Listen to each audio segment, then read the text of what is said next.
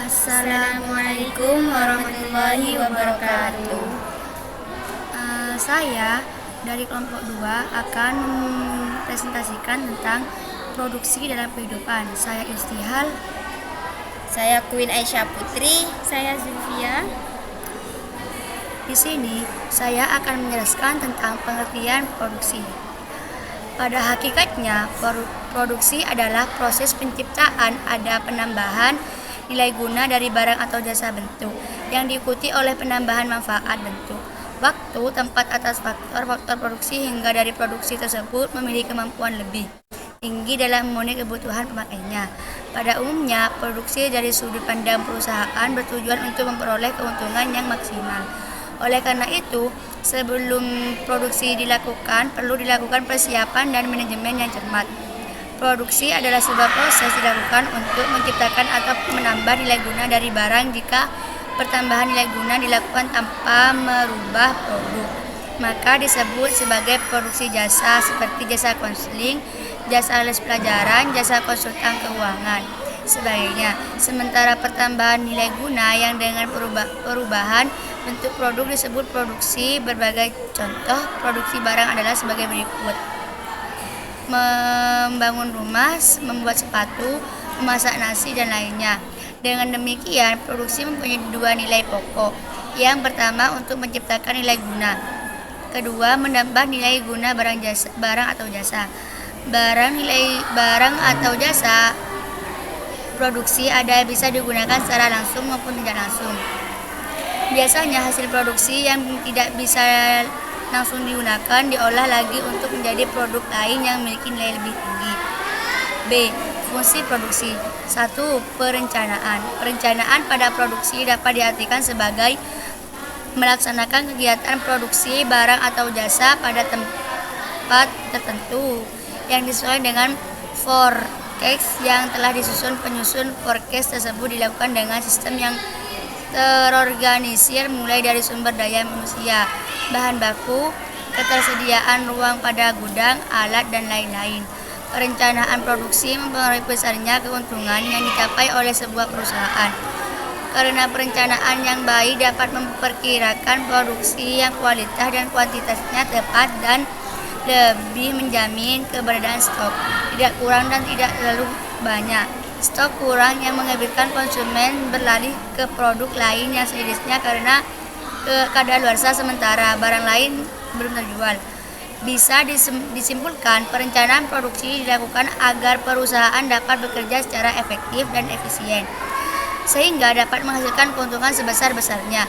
Karena forecast tersebut disesuaikan dengan permintaan pasar, maka diharapkan perencanaan dapat meningkatkan kinerja perusahaan lebih baik. Perencanaan produksi perlu mempengaruhi beberapa faktor di bawah ini, yaitu: A. Kualitas produk.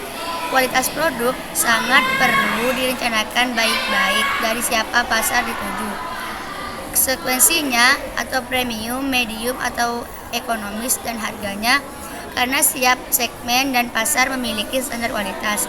Yang kedua yaitu B. Biaya produk. Biaya produk meliputi bahan alat, tenaga kerja, dan semua yang terlibat dalam produksi pasti memerlukan biaya.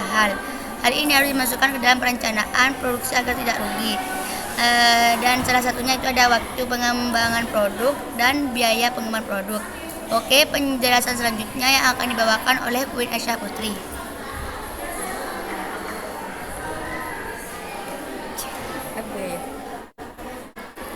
B.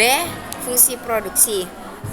Oleh karena itu, pengembangan produk dilakukan diantaranya melakukan survei pasar, riset, dan pengujian. Tentunya hal ini membutuhkan biaya. Kapabilitas pengembangan merupakan aset yang dimiliki perusahaan untuk mengembangkan produk. 2. Pengolahan. Pengolahan dalam kegiatan produksi merupakan sebuah fase di mana bahan baku diolah menjadi barang mentah, barang setengah jadi, atau barang jadi. 3. Pengendalian atau perawatan. Pengendalian dan perawatan di sini berfungsi untuk mengevaluasi dan mengawasi jalannya produksi agar sesuai dengan perencanaan di dalam perusahaan. Penting sekali untuk melakukan pembagian tugas antara perencana, pelaksana, dan pengawas agar produk yang dihasilkan sesuai dengan standar perusahaan. Yang keempat, jasa penunjang. Fungsi ini untuk meningkatkan cara kerja produksi. Terkadang proses produksi begitu lamban, gemuk, dan ribet. Tidak jarang ada metode yang lebih efektif dan efisien dan jasa penunjang berfungsi untuk itu. Yang C, tujuan produksi. Yang pertama, memenuhi kebutuhan konsumen. Masyarakat memiliki beragaman kebutuhan yang harus dibutuhkan kebutuhan yang tidak terpenuhi. Mulai dari kebutuhan sekunder hingga tersier dapat menjadikan kehidupan tidak seimbang. Pakaian, makanan dan minuman, tempat tinggal, kesehatan, informasi, komunikasi, gaya hidup, dan lain-lainnya. Sebagainya merupakan contoh konkret dari kebutuhan manusia. Oleh karena itu, produsen memproduksi barang-barang yang dibutuhkan oleh konsumen tersebut dengan cara menciptakan nilai guna atau menambahkan nilai guna. Yang nomor 2, memperoleh keuntungan. Bagi produsen, berproduksi bertujuan agar perusahaan mendapatkan keuntungan. Dengan menciptakan atau memberikan nilai guna pada sebuah produk, produsen dapat mengambil selisih dari harga jual dan biaya produksi. Produk yang dikonsumsi oleh masyarakat dan di produsen mendapatkan pemasukan. Semakin baik perencanaan produksinya, semakin besar keuntungan yang didapatkan. Yang nomor 3, menghasilkan barang setengah jadi. Barang setengah jadi yang diproduksi perlu diolah lebih lanjut sampai dapat dikonsumsi langsung oleh masyarakat. Penjelasan selanjutnya yang akan dibawakan oleh Zulfia Kamelia.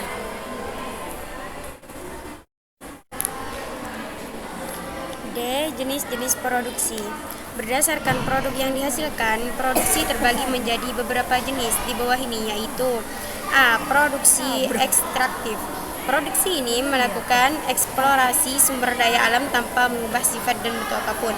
Hasil ekstraksi kemudian diserahkan kepada perusahaan lain untuk diolah lebih lanjut menjadi barang baru yang memiliki nilai guna yang lebih tinggi.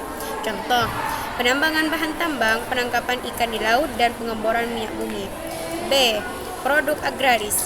Produksi jenis ini mengolah alam dan memanfaatkan tanah agar dapat menghasilkan sumber daya alam yang berupa barang setengah jadi atau barang jadi. Hal ini tidak hanya mencakup pertanian saja, namun juga peternakan.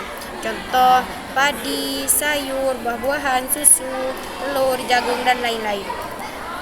C. Produksi industri. Produksi jenis ini mengolah bahan mentah atau bahan baku menjadi barang setengah jadi atau barang jadi.